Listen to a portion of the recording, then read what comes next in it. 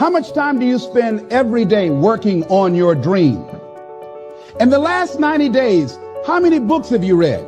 In the last year, what new skill or knowledge have you acquired?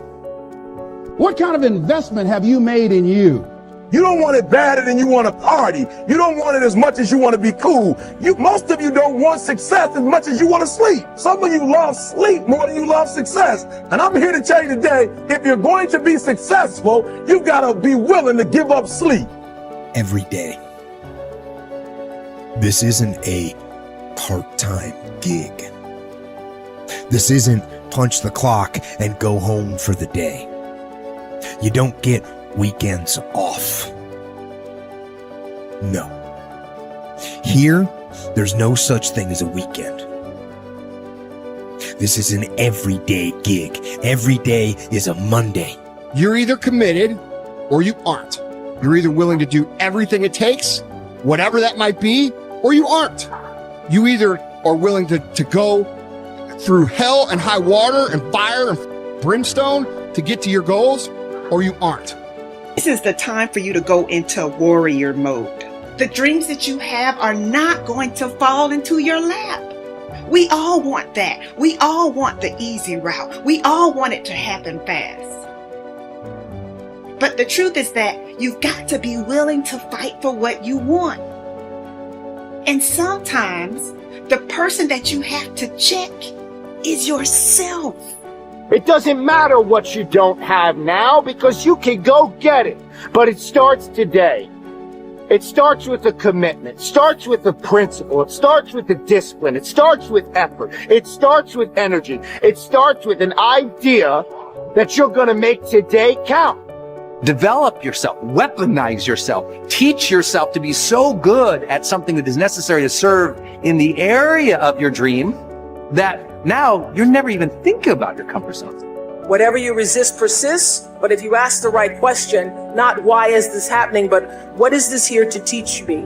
What is this here to teach me? It puts you in the place and space to get the lesson you need. The things that you went through getting there give you the tenacity to stay there. The fight is your friend.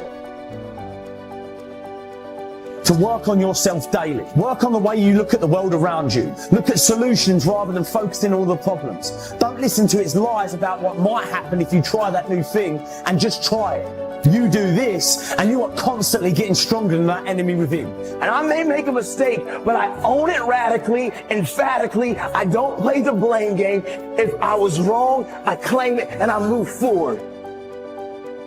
The starting point of goal setting is for you to realize that you have virtually unlimited potential to be, have, or do anything you really want in life if you simply want it badly enough and are willing to work long enough and hard enough to achieve it.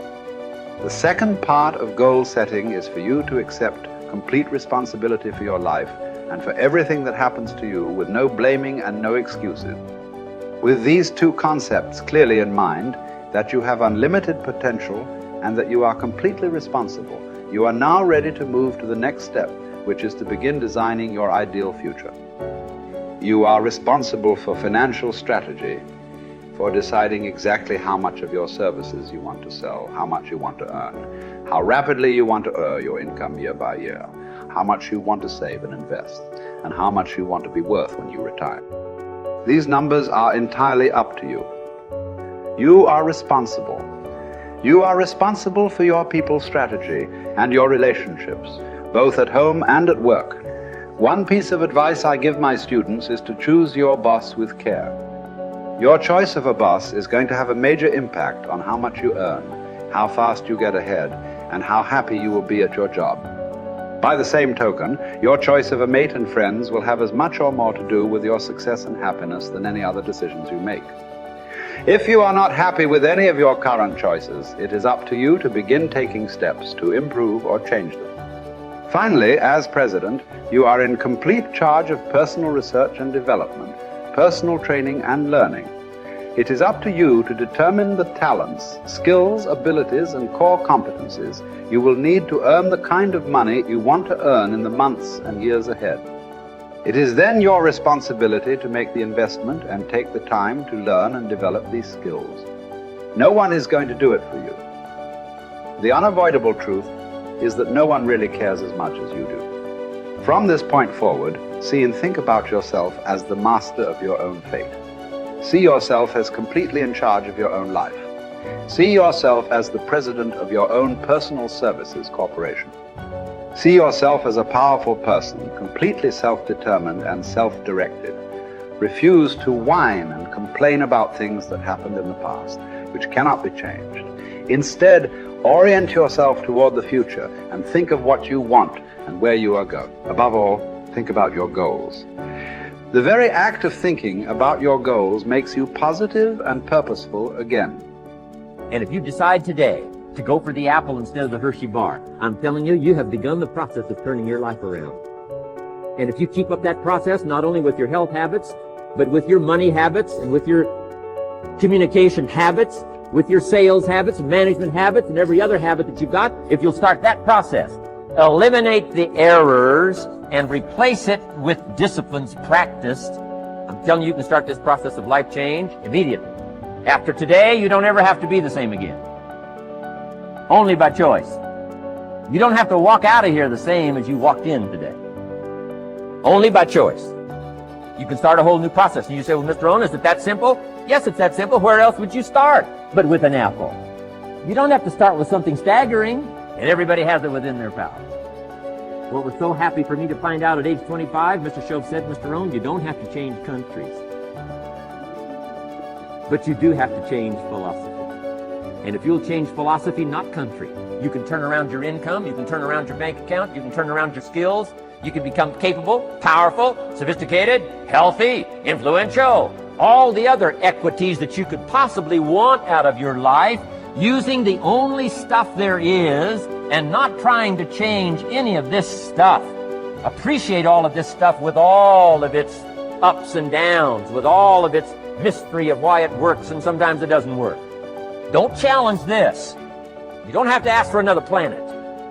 You don't have to ask for another country. Just ask for another book. Ask for another seminar. Ask for another idea.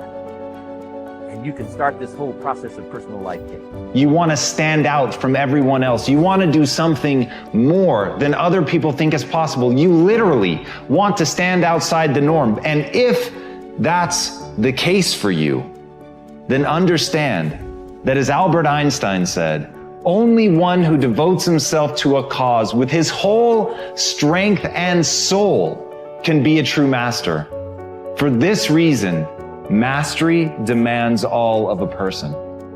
If you want to get great, if you really want to make a skill set your own, if you want to be able to do something, and at the end of the day, if you want to transform the world, if you want to make grand changes, if you want to do all of that all the empty words that people spout all the time, let me tell you, the only thing that's going to separate you from all the other blowhards who are just talking words and will never do anything is to give yourself over completely, to let that obsession, let that thing that you love completely consume you. And in that, your only chance to really become great lies. You know, if you want to have a fully charged life, you have to start looking forward to things again. You have to get excited about tomorrow again. You have to see your life developing again. You have to set yourself on the path where you're step by step progressing every single day, so you know tomorrow's going to be better than it was today.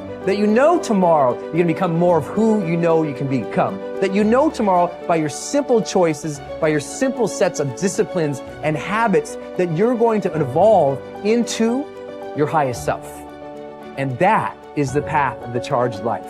This constant engagement with the best within us, of pushing ourselves, but with that purpose and that progress of hoping to become our highest selves. And when you live in that place and you sense that every single day, that's the magic. That's what life should feel like. That's what I think we all deserve. And maybe we ought to start aiming and challenging ourselves just a little bit more to get there.